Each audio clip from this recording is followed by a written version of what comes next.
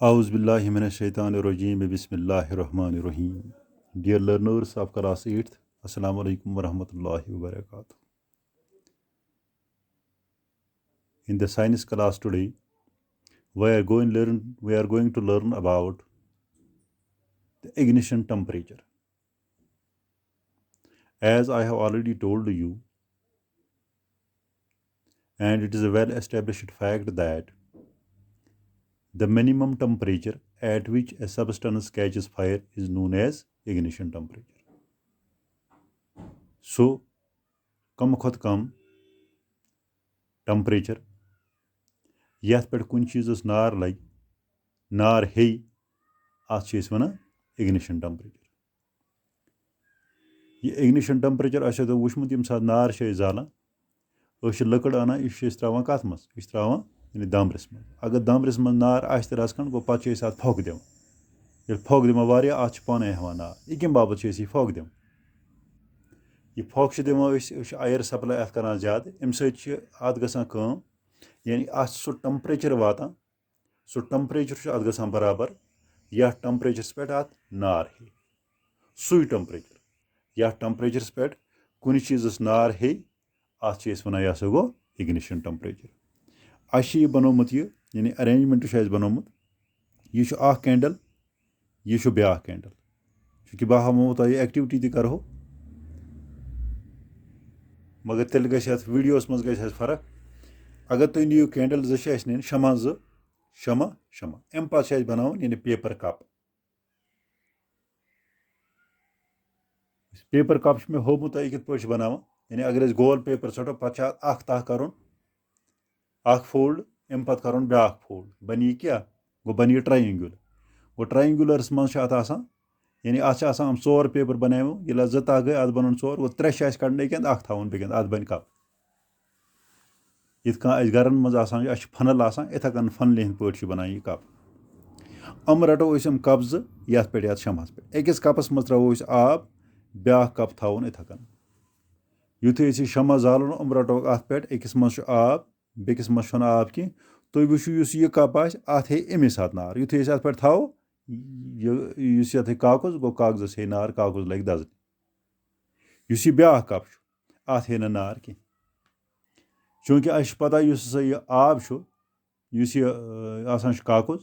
गो कागज हसा अत इग्निशन टेम्परेचर वारिया कम युथे अत मज तुज हाव या कह सोर्स नारुक यह अत पे इन कंटैक्ट युथु अत नार हेवन एब्रप्टली यह दजान मगर ये मज वुचु तुम ये मज आब त्रो अत हे नार सहल सहल कह यह आब गि गर्म तथ मज अत खस ग्रख त मगर कप दज न इस एक्टिविटी अम एक्टिविटी तल क्या नना अम एक्टिविटी तल यह नना कि यह पेपर ये पेपरस हेतुन नार कह तिज हीट ये लगे यानी इग्निशन टेम्परेचर वातनस तान सो हीट ट्रांसफर गसान आबस यह पोर्मुत तो ऑलरेडी पोर्मुत कि हीट गसान ट्रांसफर यानी त्रेयो तरीको हीट गसान ट्रांसफर अकिस वन गई कंडक्शन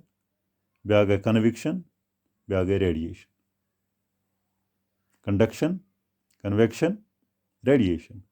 यमो त्रेयो अमलो जरिए हीट गसान ट्रांसफर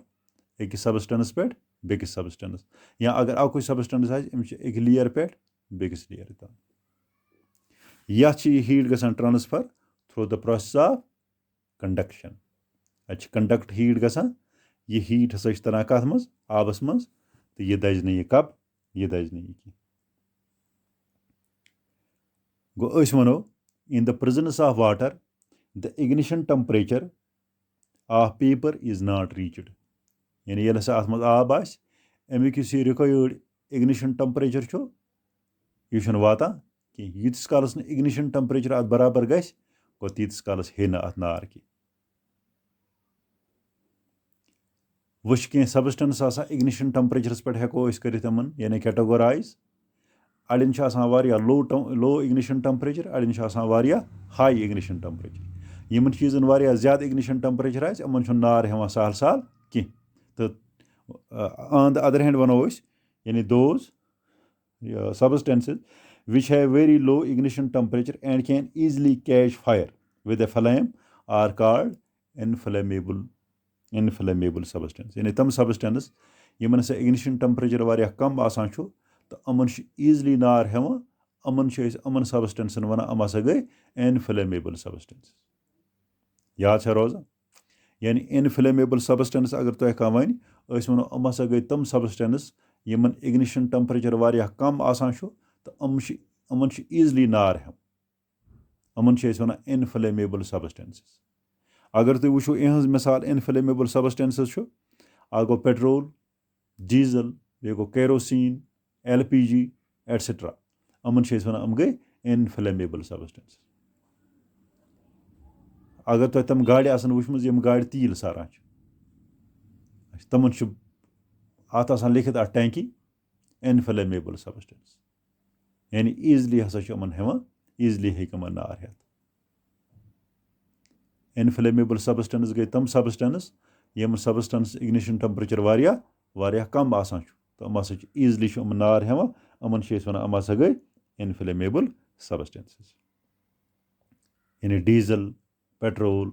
या केरोसिन अल्कोहल LPG आसो तो पता LPG गो गैस घर मज इस्तेमाल करान या यह गैस गाड़ी योर खसान दिवान लूकन गैस अच one LPG liquefied petroleum gas LPG. वल इग्निशन टेम्परेचर कुन चीज़ वाद अत हेतुन नार यानी बेनिफिशियल तो नार कुन सात यानी डिजास्टरस हार्मफुल व अगर यह नार हेतुन कुन जाए युस हसा गो बियॉन्ड आवर कंट्रोल गो how do we control fire अस कित पट करो कंट्रोल. अगर कुन जाए नार लग यानी प्रॉपर्टी अगर कुन जाए नार लग इंसान सद लाइफ एंड शाबाश प्रॉपर्टी एट स्टेक गो अत खतर अस कित पट हेको अम सात नार कर कंट्रोल. वह सारे खुद नार अगर अस नार हे कुन जाए गो अस कर गोच कम यानी नार कंट्रोल करनस मज अगर हसा वारिया यानी कम नार लोगमुत कम इंटेंसिटी लकटिस पैमानस पे सो हेको पाने ते कंट्रोल कर. अगर कुन जाए नार हे यह बास यह फहल गो हेको आब अत छकित यह हेको कंट्रोल कर. मगर ये वारिया इंटेंसिटी अमिस ज़्यादा यानी मकानस यम साथ नार लगान या ये वारियास एरियास नार लगान अत आम इंसान तक कोशिश करा मगर अत अलग अलग डिपार्टमेंट तथ वन सा गई फायर सर्विस फायर ब्रिगेड. इस फायर ब्रिगेड फायर ब्रिगेड यानी अम प्रोफेशनल अमन नार छवरानस मज नार कंट्रोल करनस मज महारत बे मशीनरी तमन महारत सतन यानी मशीनरी ते एवेलेबल. सो मशीनरी एवेलेबल कह व अगर मशीनरी तस नश मगर ट्रेनिंग तीस कह अमन ट्रेनिंग अमन गो तुम अगर वो आए रोज बोजान खबर कि फायर हसा गो break out in shops factories यह समझ गो अत यानी एक्सीडेंटल फायर अम सात क्या कर अम सात हसा कर गोड कॉल कर फायर ब्रिगेड कम कर ग फायर ब्रिगेड नंबर तकरीबन सारे तुम वो फोन गो फोनस मज ओड़े अम नंबर फीड कर तुम नो सिम अनु अत मज फीड कर फायर यानी फायर सर्विस नंबर सो फायर सर्विस नंबर हेकान सेव थवन अल्लाह ताला दी नजात अगर हसा अगर कुन सात यूथ इंसिडेंट एक्सीडेंट गो फायर सर्विस कॉल कर. ये यानी फायर सर्विस वो अमन वाटर टैंकर्स गाड़ी अहन सम क्या कर आब अत छकान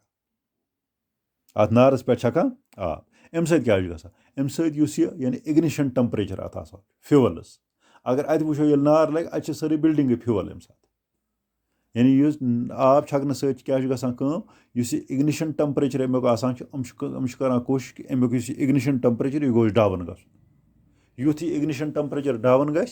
नार फहल ओर योर कि नार ग छत युथ कुन फ्यूअलस इग्निशन टेम्परेचर डाउन कर अत हे नार पत अत हे नार कि या अगर नार हेतमुत आसिस ये नार हेको अस करित ये नार हेको अस करित कंट्रोल बे युस यम आब छकान छ अम सत क्या गसान छ अत वाटर वेपर वथान अम आब मज ये वाटर वेपर अख तहाक बनाव अम आयर सप्लाई अत करान कट अम सत हेकान अम सत गसान अम सत गसान कंट्रोल तो अस पता कि अगर हसा नार ये नार लगे नार लगने बापत छ या नार ये नार दजान छ गो नार दजन बापत छ दोन त्रेन चीजन हज आसान जरूरत आ गो फ्यूल यानी यथ चीजस नार लगे बे गो एयर यानी हवा यम सत अत ऑक्सीजन वात क्या ऑक्सीजन एसेंशियल नारस वन नार दजन से ऑक्सीडेशन प्रोसेस ऑक्सीजन एसेंशियल अत गो आ गो फ्यूल बे गो ऑक्सीजन यानी हवा बे गई हीट हीट गो इग्निशन टेम्परेचर यानी इग्निशन टेम्परेचर तक गस वात युतान यम त्रे कंडीशन फुलफिल गसन तीस कालस नार हेवान कुन चीजस की अगर फ्यूल तह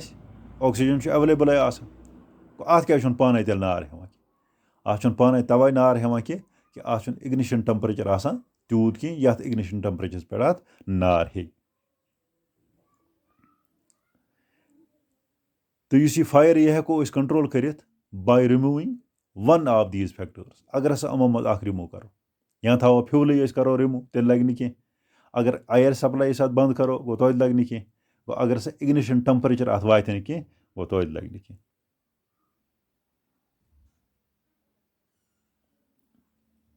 यह समझ वो मिसाल के तौर अगर हसा कुन यानी बिल्डिंग लगे अगर कह बिल्डिंग अत हसा नार लग बिल्डिंग लगान नार गो अम सात सारी बिल्डिंग यह हसा फ्यूल तो अगर यह कर कंट्रोल कित पे कर कंट्रोल वैसे कर यानी फायर एक्सटिंग्विशर्स गो फायर एक्सटिंग्विशर वाटर यम सात फायर ब्रिगेड वल इस्तेमाल कर यह हसा यह आब यह फायर एक्सटिंग्विशर यह कर अम सात मगर ये निमोन यानी यम सात इलेक्ट्रिकल इक्विपमेंट्स यानी अगर हसा बिजली हंद शार्ट सर्किट सत नार लोगमुत या तथ मटीरियल्स नार लोगमुत ये मज बिजली पकान अम सात अगर आब करो इस्तेमाल यह आब हसा ज़्यादा मुजर तिकाज यह वाटर गो अत मिनरल तुम वो अगर हसा इस आब चवान यह डिस्टिल्ड वाटर कह अत मज कह साल्ट रल यह आब कर कंडक्ट इलेक्ट्रिसिटी ये आब छको गो अम क्या अम ससा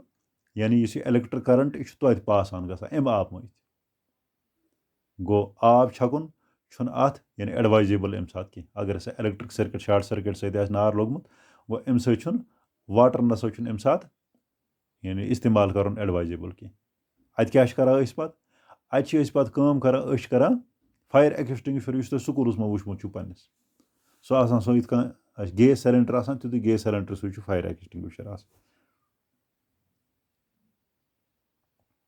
फायर एक्सटिंग्विशर अच्छा स्कूलस मज फायर एक्सटिंग्विशर तम गैस मज गो तमे अत मज क्या अत मज कार्बन डाइऑक्साइड गो अत एडवाइजेबल अगर सा इलेक्ट्रिक शार्ट सर्किट सत लगे गो अत एडवाइजेबल करो यानी कार्बन डाइऑक्साइड इस्तेमाल अमे गैस गो अम खोलान तम सात यह छकान अम मज नेरान कार्बन डाइऑक्साइड यह कार्बन डाइऑक्साइड अत मच मज इथे कन यथ पे LPG सिलेंडरस मज गैस इथे पे अत मज कार्बन डाइऑक्साइड युथ यह कार्बन डाइऑक्साइड द्राव यह कार्बन डाइऑक्साइड बनान लेयर अत पे चूँकि अस पता यह कार्बन डाइऑक्साइड यह हसा हवा नश हैवियर यह गोब ये गोब गो यह कर कुस लेयर यह ऑक्यूपाई कर कुस लेयर यम हसा लवर लेयर्स अम सत क्या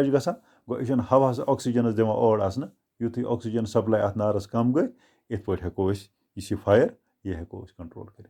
यानी फायर हेको कंट्रोल कर कार्बन डाइऑक्साइड सत यह हेको कंट्रोल कर कम सत यह हेको वाटर सत कंट्रोल कर इलेक्ट्रिकल आइटम इलेक्ट्रिकल अगर शार्ट सर्किट सत गुमुत गो तेल कर फायर एक्सटिंग कर यह फायर एक्सटिंग्विशर्स मज कार्बन डाइऑक्साइड यह कर ज़्यादा इस्तेमाल अम सत फायर गसान कंट्रोल बे अम सत क्या यह इलेक्ट्रिक यानी इक्विपमेंट तो अत गसान कम अत वातान अम सत अत नुकसान वातान अम सत नुकसान की अगर तुम वो यह फायर एक्सटिंग्विशर गो अत मज क्या अत कार्बन डाइऑक्साइड आसान युस कार्बन डाइऑक्साइड फायरस करान कंट्रोल वासो तुम आज आमुत समझ इग्निशन टेम्परेचर क्या गो तो यह कित पे कुन चीज़ वातान इग्निशन टेम्परेचर तो युस हसा वनो ये हसा कंबस्टन गसान नार लगान गो अत कम चीज़ एसेंशियल तो अस कित पे हेको कंट्रोल कर अगर हसा अगर फायर ब्रेक आउट गि तो इंशाल्लाह बाकी क्या अत यूनिटस मज सह पढ़ो इंशाल्लाह आइंद इन वालन वीडियोन मज तीस कालस इजाज़त खुदा हाफिज।